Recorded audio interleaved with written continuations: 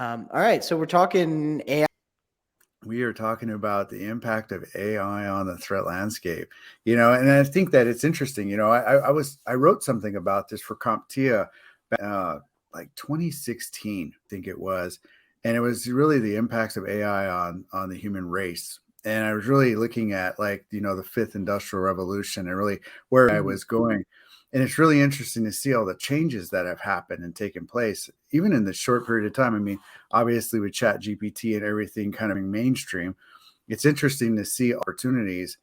And I was talking with CRN the other day about some of the positives and negatives of AI. And I really think that it was just really an opportunity for us to have a conversation around how's this really changed the threat landscape. I mean, what are you seeing out there, Jimmy? I mean, I see a lot. Again, I have a lot of opinions on this, so I think this is gonna be fun to talk about. But what are your thoughts, brother? I mean, doom and gloom, right? I don't know. I mean, the threat landscape has to get worse every Yeah. year, year after year, and will continue to so. I've always said that. You have a shortage of people who can help with cybersecurity Mhm. problems. You're never going to have enough people with enough experience because we're always going to be 5, 10 years behind. And Yeah. then you have an ever increasing attack vector, right? More and more information to protect from. And AI is very, very, very, very good at working with lots of information and big data sets. So when you look at that, and they're also very good at augmenting people too. So it's a good I tool on the agree. cybersecurity side, but from an attack standpoint, I think tools are going to be mainstream. Really, I mean, they are mainstream now. I guess Chat changed that for us. Yeah, I agree. And one of the things too, for those of you guys that are joining us, we're going to open up the chat. So if you guys got thoughts around some of the things that you're seeing around AI and some of the threat opportunities in the landscape and the way it's changing, throw your comments in here. Chat. We want to make it live, so you can be commenting on that as well. But we'll wait until everyone starts commenting. But the big thing, and I think about how it's changed the threat landscape. I think it's really important for us. It's moving faster than we can. Right? Yeah. I mean, we're feeding it information, and now computers can do so much more quickly than we can. Obviously, when you think about what we can do as humans, we are fascinatingly fast in regards to brain power. But computers now have the ability to ingest massive amounts of data where we can't as humans, right? I think that that's one of the advantages that we're seeing here. And to your point, there's a lot of tools that are out there that, I've been talking about this for a while. Is at what point do we have to have self-aware autonomous networks, right? Because there's no point where we're able to actually stop as managed service providers, how do you stop the onslaught, right? Like, I'm curious, at some point we're going to have to see this. Well, I think some important history to note is cybersecurity is biggest use cases for AI. I mean, Yeah. like big data and cybersecurity, the two pieces of Right. technology that AI has been applied to the most. And what we're seeing, like look at signature-based antivirus versus behavioral-based AI antivirus or EDR, 100%. right? Like, you know, 10 years ago, even 6 years ago, everyone was using signature based. It would scan the system, it would look for virus signatures. And what happened is hackers were able to mutate the virus signatures and it Right. would essentially make things undetectable. So you needed this behavioral based and then AI based. And then you had, the big battle. You had like Yeah. Silence and CrowdStrike and Sentinel Yeah. One. They were kind of later and more upmarket. You had it's just so many like the EDR vendors all coming in and they're all, we got the best AI models and blah, blah, blah, blah, blah. But I think like MSPs were the ones using that and felt that like head on the difference between like, oh, well, it actually works. Like we can actually protect people with this. I agree. And that's where I think, even though we have tools and we have all these things that are coming as an attack vector, right? We have opportunity AI for good. And that's, I think one of the things, even like here at HacWare, we're using AI to understand, end user behavior. We're looking that it can actually improve and look at trends in data. As an IT professional, when I look at that, I remember thinking back to like, all right, I got to send a phishing simulation training something to our people. So I'm just going to broadcast it to everyone and see who clicks it.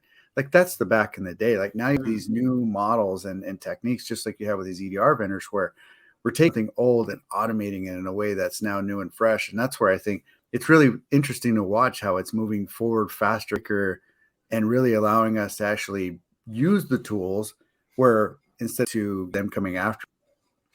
So, oh, go ahead, Jimmy. No, I was just agreeing with you there, and I think like a lot of the AI can like you look at ChatGPT and these like really useful end user type, like anyone like Google search for AI, right? And it makes the average script kiddie a little bit stronger and a little bit faster. So Right. if you've ever like gone in and fired up a Linux or whatever, like installed a VM for the first time, you're like trying to figure out what commands to put in, what codes to use. You get your syntax wrong, you're Python for the first time. There's a learning curve there, and unfortunately, people with no training can do some damage because of how good the tools are. But with like ChatGPT and stuff, you can say like, "Hey, write me a script that does, or write me a tool that does this, or what program should I use to do this." So you don't necessarily like you used to have to be able to follow like a guide, right? Like that was somewhat complex, and sometimes it wouldn't work and all that.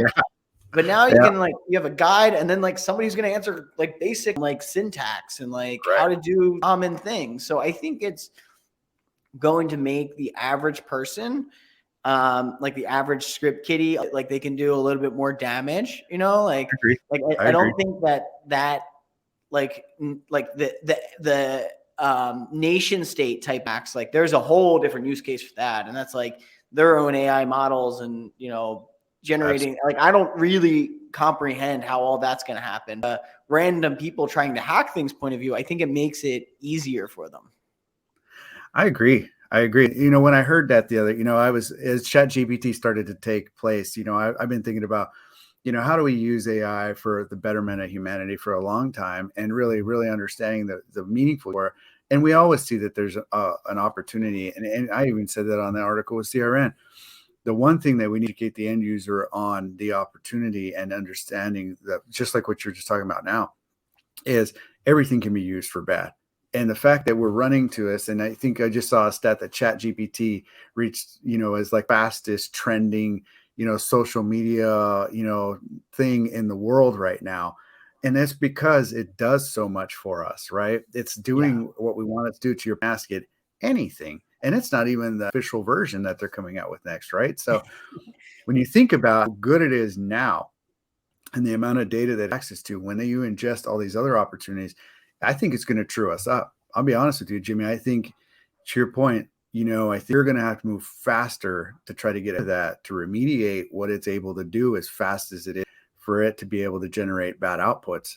And that's where I think we have to actually educate our customers, educate ourselves on its capabilities, and be aware of what its opportunity is. I do say this, though. I will say, as much as it's changed the threat landscape, I also see it being used for far more greater good right now than it has been used for bad. But I'm sure we'll get tired of using it for good. Like, okay, what bad things can I do? Manipulate markets? Can I do other things? I mean, how can I, what's in it for me? But to your point, I have, I think I watched you and Wes. You guys actually used ChatGPT to generate some hacks live. That was pretty cool. Yeah, and I was on with Scott Davis. Shout out to Scott, who's on our team at Quickpass. We were putting together some ChatGPT hacking for the upcoming ASCII show in Newport Beach. So, really? Going to be out there, yeah. I mean, we were basically like having to generate scripts. We were testing the limits, see what it could do. We basically tried to take like a common. I don't want to give it all away, but we're taking like a common MS scenario, and like a hacker gets like one piece, see how that could use AI to like, pull on the thread and start unraveling it.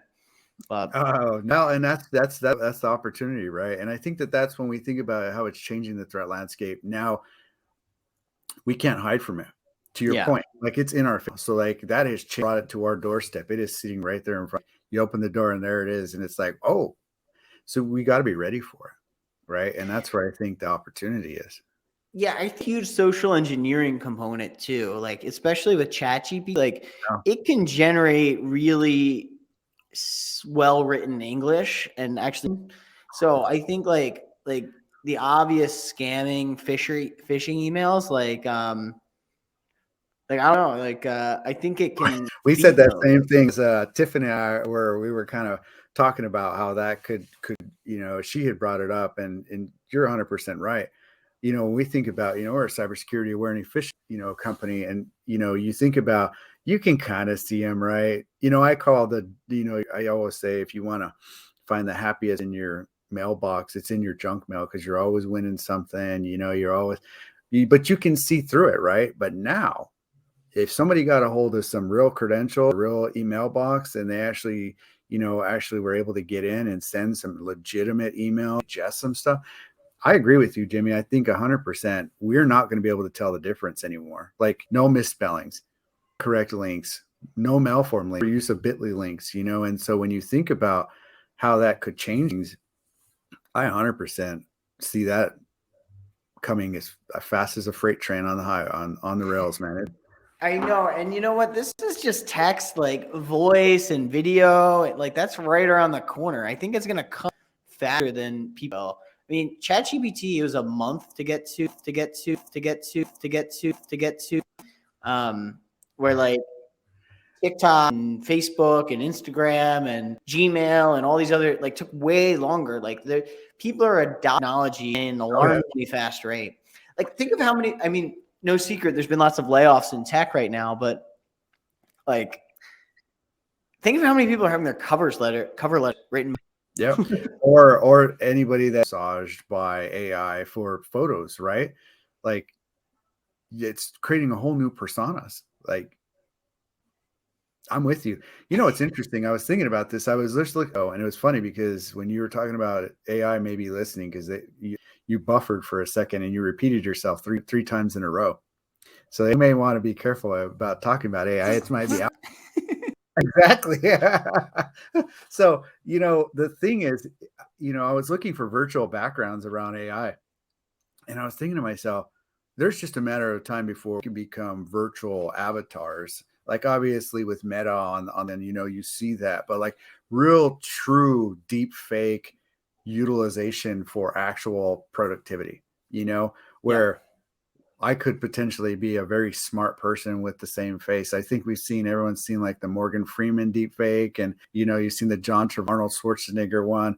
Those are pretty good. Like, where they're taking the face of them and meshing them with the actual face, and using the voice. Think about that kind of deep, right, where it's actually a person and their likeness, their video likeness. And again, for people like us that are on video, a lot to gather. So our nuances, our movements, our facial features, the way we talk, all can be harvested and used against us or in those ways. So I think there's something very interesting there. Not far off. Think about that. I mean, celebrities are already selling the rights to like AI versions of themselves. Right. From moving back, like outside of like the threat landscape, just like an overall technology, like big picture, it's going to have a major impact in the middle, and in the like people who are really like in tech, right? Like, people really good at harnessing AI and knowing how to use it. It's going to make them super achievers, where they will be 5 to 10 times more effective. But people who are mundane work, I guess you should say, or entry level work, a lot of that's going to be automated by AI. Right. So I think from a technology standpoint, the same sort of thing we've seen in America with, the collapse of the middle class, and, a big disparity between, the top and the bottom. It's going to do that to the workforce too. I think high earners and high productivity will double, triple, quadruple their output and possibly their compensation, especially from big tech companies, where the net overall amount of that will be out there will dramatically decrease, or the pay for them will decrease. So you're not going to see like those good, like solid, earn a living boss. Like, I think a lot of those jobs are going to disappear due to AI, and you're going to have more people, crazy amounts of money, and then a lot more people struggling. I think is a major concern. And like our like it's been driving that way for a while, but I think it's going to get worse than anyone thinks. I talked about that and when I did that study, and I said that artificial intelligence was hiring, and it was for those that were upskilling and trying to figure out how to harness the power of it. And I 100% agree with you because, there's a website that was out there at the time, Will Robots Take My Job? And to your point, like if anybody was putting in like what they do as far as a job title, or like they picked like what they were doing because it had millions of job titles in there, it would give you the probability of what was going to happen if automation could take your job and in what ways take your job.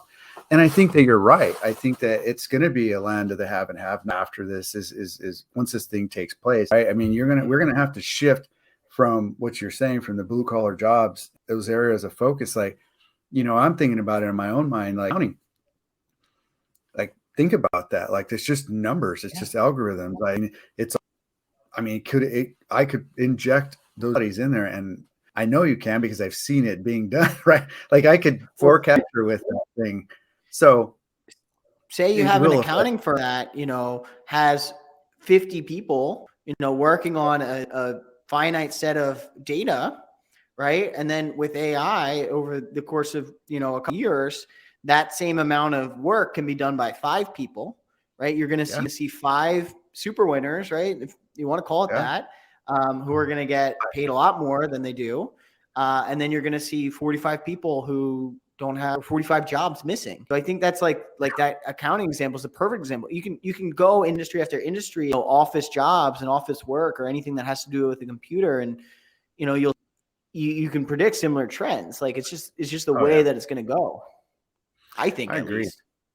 I don't think it's going to stop. Right. I don't really think it can stop because here it's profits, right? The automation is so much less expensive than, human. That's the unfortunate fact. Right. So, and that's the flip side. We're seeing that with ChatGPT. It's demonstrating the adoption when it works, the adoption ramp is at more than it's literally straight up. Right. It's like, there's no limit to the adoption rate of that thing. Even for people trying to preserve their jobs, like they're using that to preserve their jobs with sometimes, But to your point, that's where I think the upskilling is taking place. They're like, okay, I need to go figure this thing out. And it's really good at doing it. So let's just take some common cyber, like compromise. Okay.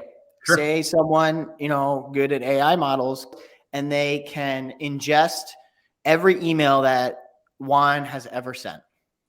Every single one. And then an email comes in, an attacker inbox. Like you've seen, you work in cybersecurity. You've seen the replies that you get in a business email compromise. Please get me this gift card, like, Jay, right? Like the attacker is going reply to this in Juan's tone of voice, saying, please wire me money, or please, give me access to this, or whatever it is. Like that's real. Like that's just going to happen like soon. Yeah. With one liner that says, hurry up and get this done. I need it done by 3:00. That's Juan's voice. Like, you know what I mean? But you're right. And here's the thing, right? So compromise, so many people just like overlook that. And they're like, there's no chance they could get my email. And we see it all the time on our side. Like it's literally, you click a phishing link that says reset your password. You give them a password. I can ingest your as soon as you log in. Like I don't even care at that moment. Like you get all that information, you dump that into a database, you have AI scrape it and pump it right back out. Like that literally could happen within minutes. Yeah, and it's going to create a Microsoft login page, right? That, is custom to this domain. Boom, boom, boom, generate. Like, yeah. So you can create the whole attack, the whole thing, like everything that goes along with that. And that's the scary part, that it's available, almost literally available, like on the open market right now. And it's free. You can just go in like, oh yeah, I'm going to do that today. Think about like advanced social engineering. Like, I don't know if you saw like the Bing trailer on what they're coming out with. Yeah. Yeah. So they basically, for people who didn't see it, there's a Chrome extension, or an Edge extension, I should say, Microsoft Edge. Yeah. And they pulled up a company earning report, like a 200-page PDF of everything about the company, and said, summarize this. And the Bing AI, I think it uses ChatGPT, just went in and summarized it all in like right away. Like imagine I'm trying to hack a company, I get their internal documents, right? Or their KBs, right?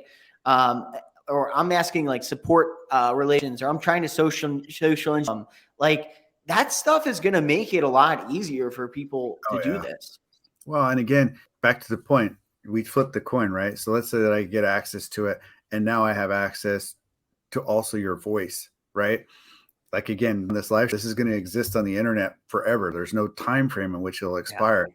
So like they got access to my voice, which definitely have our voices. That's for sure. We're done, bro. We're done. We're target. We know they're watching you now. That being said, you know, they could take that information. Okay, use Juan's actual voice to actually make a call to talk about this new thing that he just emailed to that potential company. Right? There's no stopping that. And now, how do you educate end users past that opportunity? Like, what is the verification process? Are we going to have like multi-factor authentication for voice now? I don't know. I mean, we have that. We have the ID verification when you call in the help desk with Quickpass.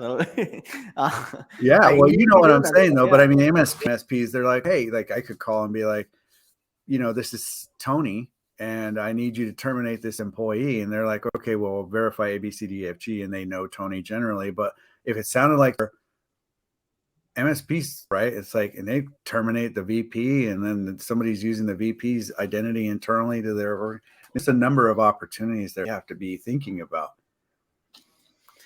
which I think pushes us outside of our box. Yeah, and then, but on the flip side of it, I think there is like an upside or a positive to this all. Like AI has been ahead on the protection side, has been on the attack, which maybe that'll change. I don't know, but historically it's been the other way around. Cybersecurity has been, you know, the biggest adopters of AI like out there, for better or for worse, right? I think for better.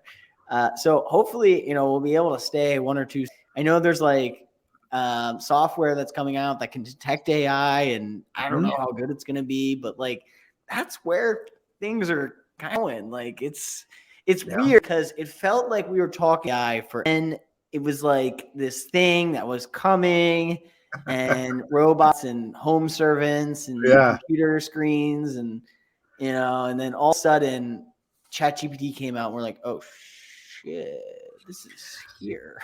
Yeah, well, let's start this, right? So in 1950, the Turing test was, and in 1955, AI was born, right? So when you think about those two dates, we've been talking about it for a long time. Kissman and Abio and Siri and Watson all have been around for a long time. You know, I remember Tay, and then Sophia. I mean, there was a number of AI models that have been released that could do different things.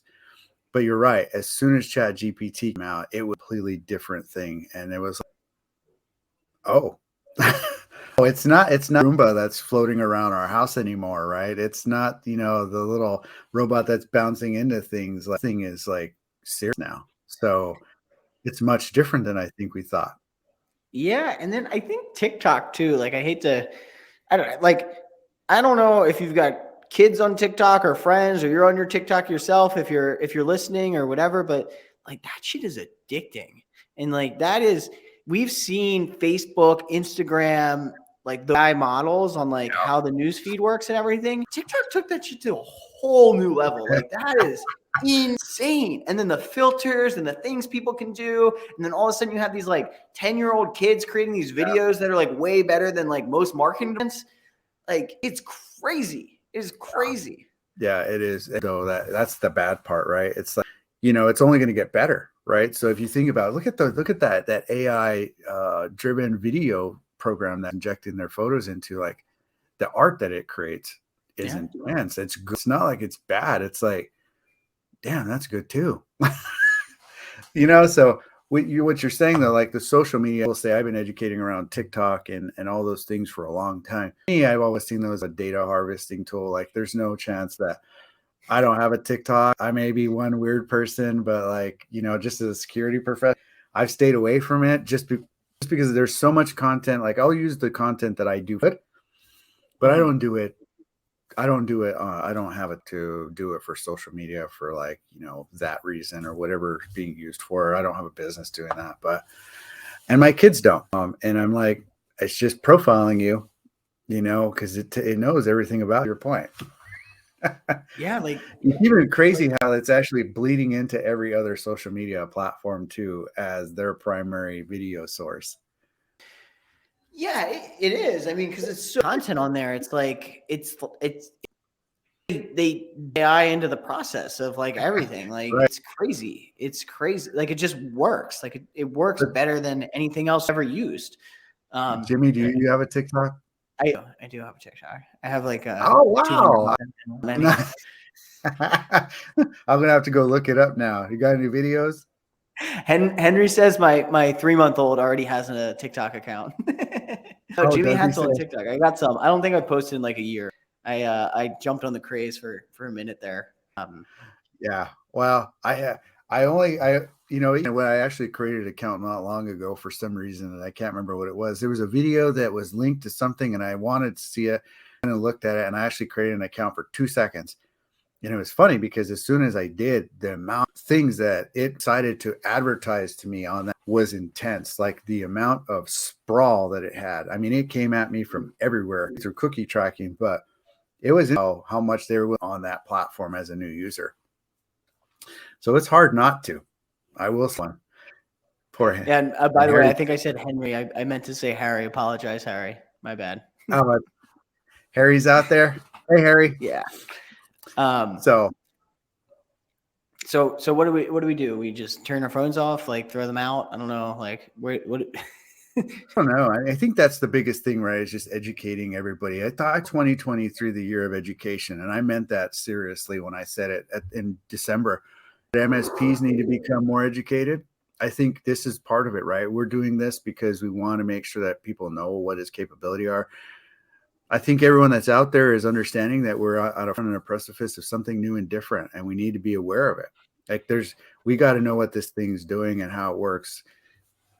And I think that we need to educate our customers about it because so many of them, if you guys remember a day like shadow IT was like a big thing, and we're like, we're already doing command and control in the office, and these people were starting to bring in applications or the admin layer. They were apps that you could add on, or SaaS was still like an emerging thing. Sign up on the credit card expense. IT doesn't even know about it. Yeah, they and this is the same thing now. There's no sign up. There's no credit card. It's a URL. And you can go and sign up. Nobody has to know. And you can go and use this tool. And this is where I think the danger is, right? So there's a lot of SaaS applications that are out there. Yeah. What if somebody, hey, reform this data for me, and it's company private financial information? Like, wow. Yeah. Are we monitoring those conversations? Like I know at the data layer, we're monitoring, cross-transported data, but copying and pasting data, and I inject it into a browser window, and I ask it to corporate data. I have now caused a data breach, right? Yeah. That's a huge concern, and I think that we need to be thinking about those types of things. There's a policy in regards to data usage probably modified. I mean, that's right now. It's like I don't know that any of us are thinking about that, but I was like, man, everyone's gonna be taking corporate information and just being like, what do you think about this chat? Like I heard people like, oh, I'm doing corporate and asking Chat GPT to give me feedback on this. And I'm like, hold on, did you just give it like corporate financial information and like, trends? And it's like, yeah, you should see the presentations. And I'm like, okay, that's a good idea. My God. Yeah. Like I could see like a developer, please anonymize this data for me. You know what I mean? I'm like, hold on a second. And this is where it's happening so fast. This is where your zone is. This is where I think the opportunity is because we aren't fast enough to address it. We're like, oh, well, it's cool. It looks fun. Let's let everyone go and play. But like, as we're sitting here, it's just fly out into this thing. And it's like, oh, whoops. Yeah. And there's going to be huge implications for MSPs. Like, so you look at it like, okay, an AI can come in and help solve this, right? Yes. common things that come in, can help find relevant KBs or you're looking for faster, like make your senior engineers more effective because, you know, an AI is like, hey, maybe they're talking about this, maybe we're talking about that, whatever. This solution you did 7 months ago, like maybe this is how you do it. So that whole piece is certainly interesting. I think that's going to come way faster than people think. I think people think we're like years out because a lot of it is process based, right? Like there's a lot of automation, including a lot of stuff we do. It's like process based. Like you set up rules, certain thing happens. It comes like I'm talking about like fully autonomous. Like, hey, we're gonna do this. We're gonna be serious with it too, because then all of a sudden the AI can, you know, reset password access, like that kind of stuff. Where it's like, well, and let's just ask this question, right? So like, I love that everybody's using it, but how many people are even thinking about where data resides? Like the stuff that we're asking it, the things that we're doing, data into it. Does that have, is anyone, I mean, that's like a huge opportunity, right? It's like, I see the attractiveness to doing that, but like, are our customers willing to accept that there might be an AI that we pull over, and who knows what kind of securities around these types of tools that, you know, do we know? Right. And it's I like think Dropbox, right? This is struggled where, you know, their CFO or whoever just like had a personal Dropbox account with like all of the company's financial information over the past 10 years or whatever since it became so easy. Yeah, the transportation of constant effect mannerism, like you're right. You know, it still happens today, right? So many people move from job and that Dropbox just grows every time. It's like, oh, I'm going to dump my email and some corporate templates in there. Yeah. You know, it's like, except now we're all feeding it to the same AI, right? Like it literally says on there on like ChatGPT, like get smarter as people make inputs and stuff. Like, hey, you know, here's all my private data. What's going on? Yeah, I would be interested to see, and I'm sure they may not share that, but I'm sure I would be curious to see how much it grew in knowledge over that period of time. I know that we can measure it based on the amount of data, but how many more decisions could it make to this next day within that shorter period of time, and watch how that just probably was explosive in its growth. But yeah, I would say, you know, that's the opportunity, I think. And that, to your point, I think as we talk about this threat landscape and how it's changed everything, affecting so many other conversations and thoughts around what we need to be paying attention to, because we're not thinking about it. It's just really sexy right now. And we're not looking at all of the things that could be potentially injected in reality. Like I said, with shadow IT was the same thing. I see this as a massive shadow IT. Like this is like the dark hole of shadow IT. There's no hiding from this thing. Then there's no limit to its ability. So we need to be paying real close attention to it. Yeah. And then something else I want to like pull back to, you know, the whole concept of, you know, the top maybe 1 or 5% so being, you know, growing way faster with AI. I think you could see the same with MSPs where, you know, the big roll-ups and the really big MSPs who have huge data sets to apply AI tools, right? They'll become, I don't know though. I mean, at the end of the day, there's still the element, which is the most important thing. It's really hard to scale that, but like a lot of the common tier 1 stuff, what you'll probably see is like, you know, the really massive 200 technicians or 25 FPs rolled into one private equity type roll up, like ingest all of the tickets they solved in a given year. Like they're going to be able to just get things going with AI super quick, where if somebody is new, you know, they'll have to bring in a third-party tool to do it, or say you're a 5-person MSP or 1-person MSP, like you're not going to have that same data set. So you could see another divide there. So I 100% agree. And you know, it's interesting. I've been watching this, and, you know, being an MSP myself and exiting, you know, we were a fairly large MSP, and we were always looking to energize those scenarios. You know, how do I not repeat that same problem? And that's such a common problem. Like, let's not have that again, like automate through that. So there's a lot of great products that are out there that are doing stuff like that, you know, and I think that as we start to see, I see a number of vendors in this space right now that are poised to win because of things like that, where they can adjust data and make really smart decisions on the highest pain points. So there is the shiny bullet, right? I think that those companies that are looking at it from that will win because of the amount of information that they have. And that's where I think you see like this vacuum, because they can look at everything and say, well, I already know there's 4 million things right here that I need to fix this with automation. And then you're looking at that can change my attractiveness to potential acquisition for others, right? So really interesting point there for sure.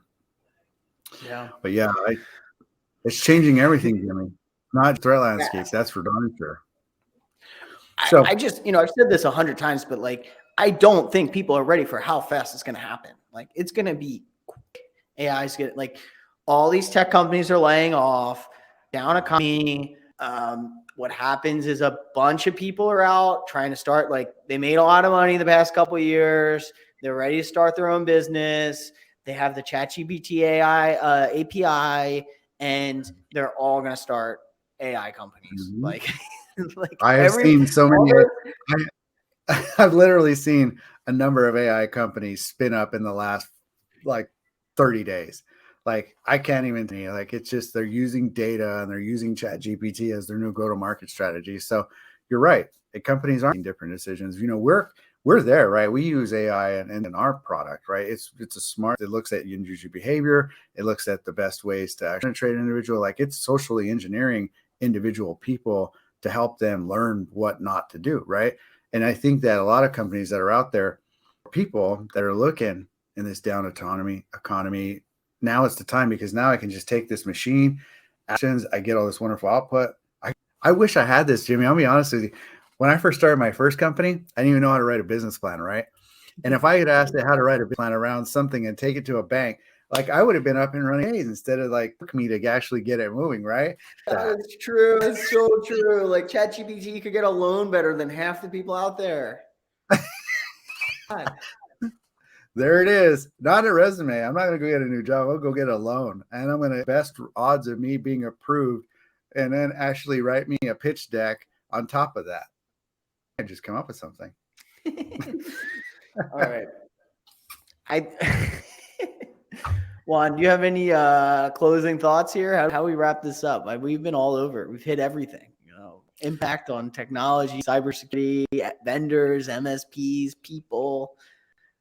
Yeah, I think the big thing here is, again, I'm going to go back to the year of education, right? I think it's our year where we actually have to stop for us. Like, there's a lot of shiny balls that are out there, but we need to really pay attention to what's real. And we need to be paying attention as education. I think that's probably the biggest thing, is just time to learn. These new opportunities are, find more, thought leadership such as this, and look at different lenses and figure the most sense for you and your business. I think that's the one thing. And then help your customers understand this stuff, man. Like that's, they don't get, like, everyone's just running around. Like I ask this question all the time, Jimmy, on stage. Does anyone here know how to actually get on the internet? And if you can tell me the right way, raise your hand. Right way, right? And that's the beauty of it. Even with this now we have a new injected reality, and it's now what? Think about how cool, or like how much of a thought leader would position to if you sent an email to all of your customers and said guidelines for interacting with ChatGPT. Please do not put anything there, anything like that. Like people are like, oh wow, these this Juan's MSP really knows what's going on here. Like, yeah, well, I tell you what, MSPs like that. That's for sure. And so that's why I say learn more about it, and then help your customers learn more and educate them about it. I think that's the one big takeaway. Jimmy, what's your thoughts on our way out of here, buddy? I think just buckle up, like keep an open mind. It feels like Google search for the first time. Like honestly, I think that's what it is. And the implications are going to be, so just get ready. It's going to come faster than people think. I know. And I love that jacket too, by the way. I'm going to have to. Thank you. Yeah. This is me walking to the REI off the rack and then going over to the garment district and, having an email on a file and getting it done real quick. I like it. I'm going to have to get one. Benefits of living in New York City. You can make stuff like that happen real fast.